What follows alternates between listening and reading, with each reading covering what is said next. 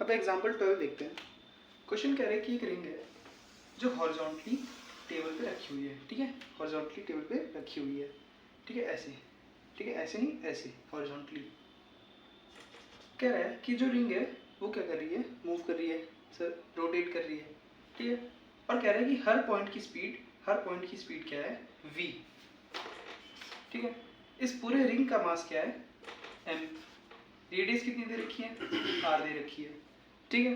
अब देखो हमसे कह रहा है कि इस रिंग की टेंशन बताओ, किसी भी पॉइंट के टेंशन बताओ, ठीक है। तो सबसे पहले क्या करते हैं, एक छोटा सा पार्ट ले लेते हैं रिंग का, छोटा सा पार्ट ले लेते हैं रिंग का, ठीक है। मान लो हमने इतना पार्ट ले लिया, ठीक है। ये कितना हो जाएगा, ये हो जाएगा डेल्टा थीटा। हमने इतना सा छोटा सा पार्ट ले लिया, देखने में बड़ा लग रहा है लेकिन हमने रियली में बहुत छोटा सा पार्ट लिया रिंग का, ओके। इसको ले लेते हैं ए, इसको ले लेते हैं ओ, इसको ले लेते हैं बी, ठीक है। अब देखो इसको क्या करूं, सेंटर से काट लूं, ओके। ये एंगल कितना हो जाएगा, डेल्टा थीटा बाय 2, सेम इधर भी डेल्टा थीटा बाय 2, ओके।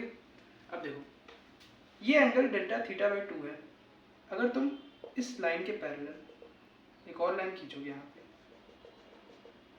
सीधी, ये एंगल डेल्टा थीटा बाय 2 है, ये एंगल भी वही हो जाएगा डेल्टा थीटा बाय 2, ओके। अब देखते हैं, ये t है, ये t है, ठीक, ये रेडियस है, t रेडियस के परपेंडिकुलर होगा 90 डिग्री, ठीक है। तो ये एंगल कितना हो जाएगा, ये angle 90 minus delta theta by 2, okay. ये कितना हो जाएगा, 90 माइनस डेल्टा थीटा बाय 2, ठीक है। सेम इधर भी अगर तुम ऐसे इसके पहले एक लाइन खींचोगे, ये एंगल कितना हो जाएगा, डेल्टा थीटा बाय 2, है ना। और इधर का टेंशन इधर लग रहा होगा ऐसे, तो ये एंगल कितना हो जाएगा, मतलब एंगल कितना होगा भाई 90 माइनस डेल्टा थीटा बाय 2, ये एंगल भी हो जाएगा। तो जो t है, t का कंपोनेंट सेंटर की तरफ, t का कंपोनेंट सेंटर की तरफ, ठीक है, t का कंपोनेंट सेंटर की तरफ कितना आएगा, t cos 90 minus delta theta by 2, ठीक है। सेम इधर भी t का कंपोनेंट सेंटर की तरफ कितना आएगा, plus t cos 90 minus delta theta by 2, ठीक है। दोनों t के कंपोनेंट सेंटर की तरफ कितने आ गए, सेम आ गए, ठीक है। बराबर किसके होगा, सेंटर की तरफ मास, मास कितना है, मान लो इस रिंग का मास ले लेते हैं हम लोग, कुछ क्या ले लेते हैं, डेल्टा m,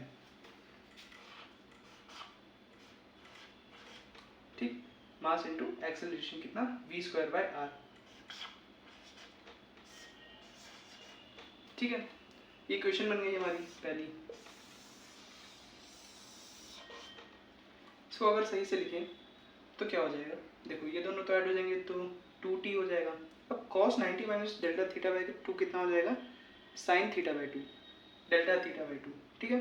तो ये आ जाएगा अपने पास 2t sine delta theta by 2 is equals to delta M V square by R. ये हमारी इक्वेशन 1 हो जाती है, ठीक है। अब देखो पूरे रिंग का मास कितना है, पूरे रिंग का मास है m, ठीक है। पूरे रिंग का सरकमफेरेंस कितना है 2 पाई r, ठीक है। तो एक सिंगल मान लो 2 पाई r क्या है मीटर, तो 1 मीटर का कितना होगा मास अपॉन 2 पाई r, ठीक है। ये 1 मीटर का हो गया, ये इतना मास हो गया 1 मीटर का।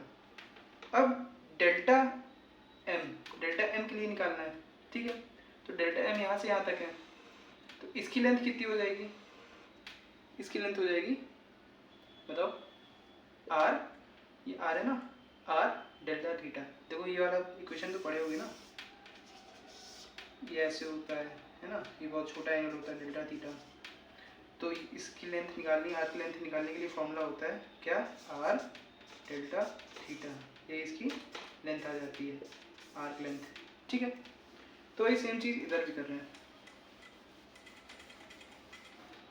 वही सेम चीज़ इधर भी कर रहे हैं।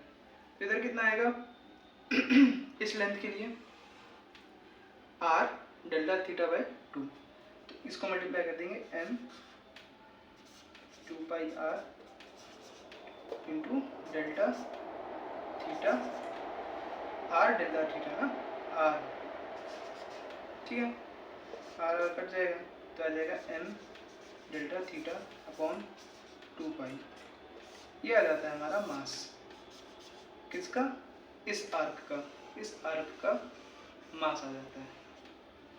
ठीक है, ये दोनों इक्वेशन आ गई, बस डेल्टा m को इसमें रख देते हैं, तो ये आता है 2t sine delta theta by 2 equals to delta m की वैल्यू अगर रखते हैं तो m delta theta v square by 2 pi r।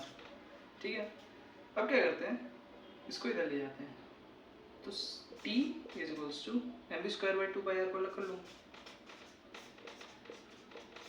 Delta theta बचा, तो डेल्टा थीटा, इसको 2 को नीचे ले आएंगे तो इसके नीचे आ जाएगा, upon sine delta theta by 2।